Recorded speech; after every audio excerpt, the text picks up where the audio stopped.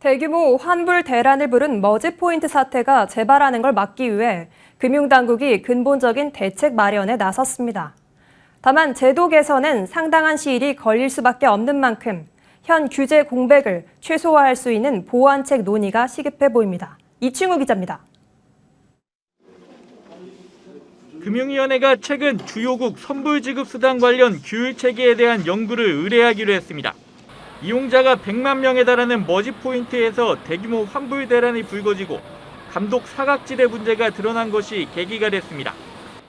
일종의 모바일 상품권인 머지포인트가 금융당국에 등록하지 않고 선불전자지급수단 발행업을 벌인 것으로 드러났는데 이처럼 미등록 업체 상당수가 존재하고 있습니다. 금융위는 머지포인트 사태에서 나타난 것처럼 기존 법제도로 규율하기 어려운 지급결제 수단이 지속 등장하고 있다며 연구일의 배경을 밝혔습니다. 또 이로 인한 이용자 피해와 선불지급수단 시장의 불확실성이 증폭될 가능성이 우려된다고 설명했습니다.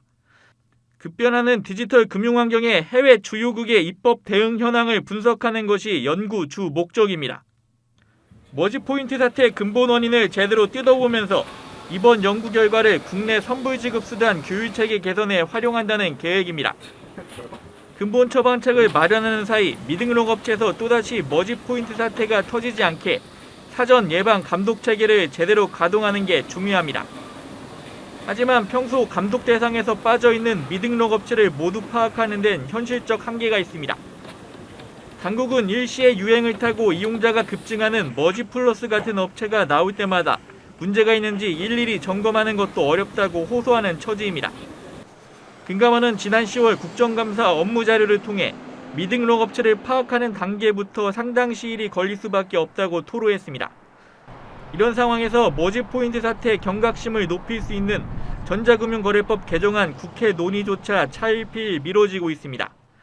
15년 만에 법 개정이 추진되다 보니 디지털 금융 육성안과 전자금융업 이용자 보호안 등 논의할 현안도 산적합니다. 정금법 관련해서는 저희들은 노력을 하지만 또 저희들이 노력하는 거와는 또 별도로 국회에서의 사정 또 그런 것도 있습니다. 그래서 그 부분에 대해서는 또 이슈들도 있고 하기 때문에 어떻게 논의가 진행이 될지 그 부분은 좀 더 시간을 가지고 봐야 되겠습니다. 이용자 보호안을 중심으로 국회 논의를 서둘러 재개하고 머지포인트 사태 재발 방지책 시행 고삐를 재는 게 필요하다는 지적이 나옵니다. 머니투데이 방송 이충우입니다.